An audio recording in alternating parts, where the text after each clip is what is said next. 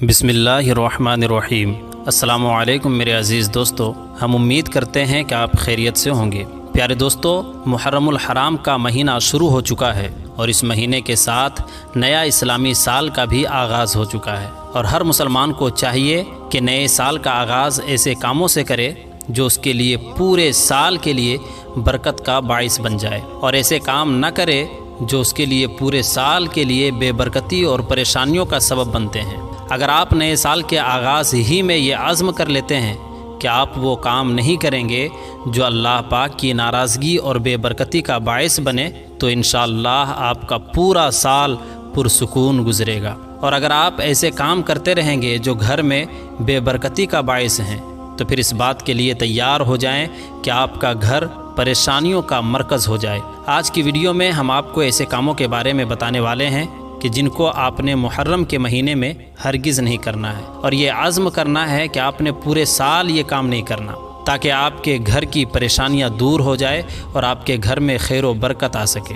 इन कामों को जानने के लिए आपसे इल्तिमास है कि आप इस वीडियो को आखिर तक लाजमी देखिएगा। मेरे अज़ीज़ दोस्तों, सबसे पहला काम जो आपको नहीं करना वो ये है कि इस महीने में किसी भी किस्म का गुनाह आपको नहीं करना है। इस हुर्मत वाले महीने में हर किस्म के गुनाह को तर्क कर दें।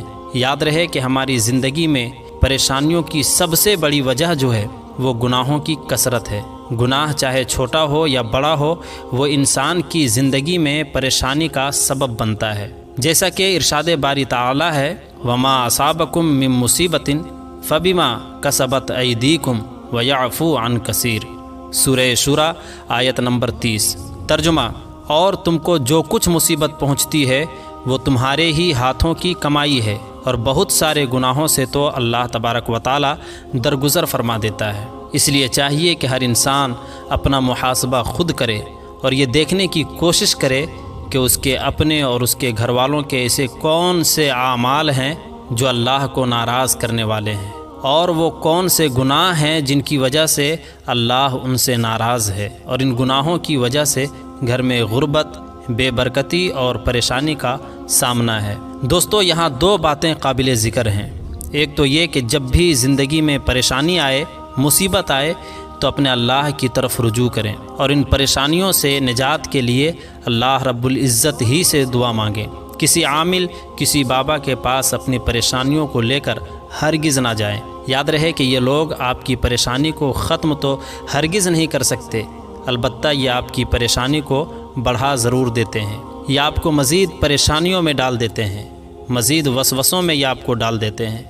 आपके करीबी लोगों पर बहतान लगा देते हैं, आपके रिश्तेदारों को ख़राब कर देते हैं। किसी का भी नाम ले लेंगे कि फ़लाँ ने आप पर तावीज़ करवाया है और यूँ आपकी ज़िंदगी में एक नई परेशानी और एक नए टेंशन का आगाज़ हो जाएगा। आपकी परेशानी आपके आमाल की वजह से है, इसलिए बजाय आमिलों के पास जाने के अपने आमाल को दुरुस्त करें और अल्लाह के सामने सरबा सुजूद हो जाएं। अल्लाह के सामने अपनी परेशानियों को याद रखें, अल्लाह के सामने ही अपनी परेशानियों को रखें। अल्लाह ही है जो आपकी परेशानी को दूर फरमाएगा। चलिए अब उन गलतियों के बारे में बात करते हैं जो हमारे घरों में की जाती हैं और उन्हीं गलतियों और कोताहियों की वजह से हमारे घरों के अंदर बेबरकती और मुफलिसी आती है और इंसान को परेशानियों का सामना करना पड़ता है। घर की औरतों को चाहिए कि वो ख़ास तौर पर इन गलतियों से बचें और मर्दों और बच्चों को भी इन गलतियों के बारे में बताएं ताकि वो भी इन गलतियों से इज्तनाब करें।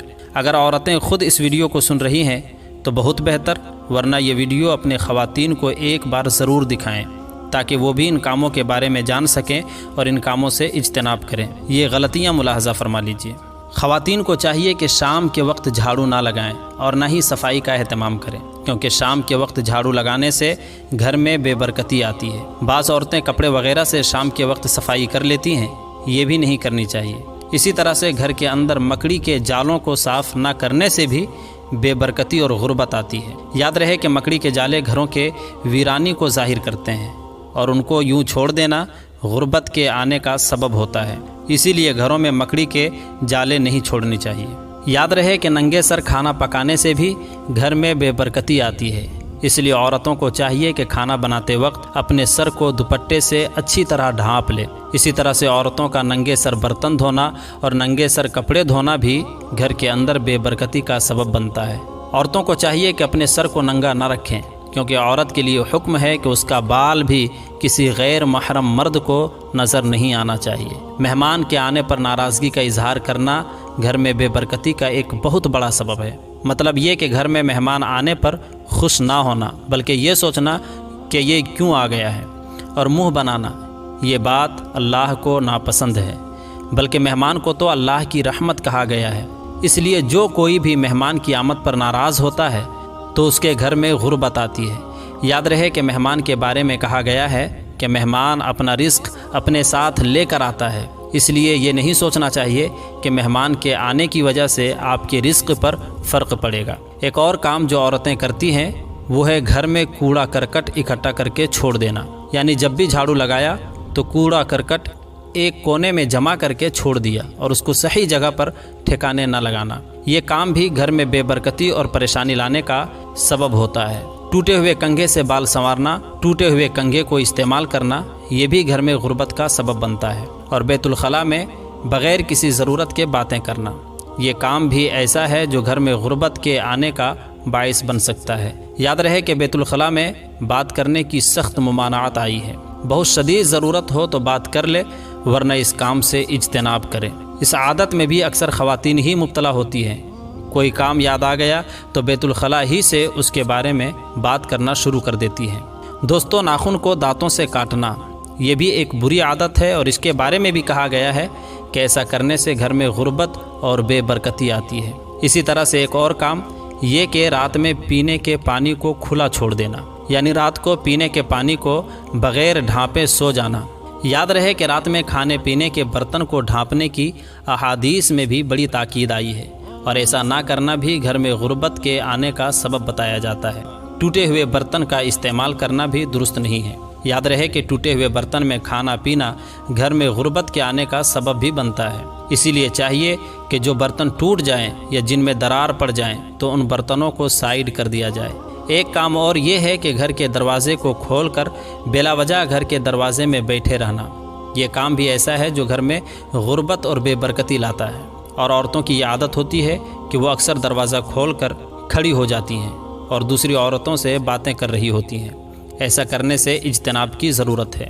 دوستو، الٹا لیٹنے کے بارے میں کہا جاتا ہے کہ اس سے بھی گھر میں بے برکتی آتی ہے۔ یاد رہے کہ الٹا لیٹنے کی ممانعت احادیث میں بھی آئی ہے۔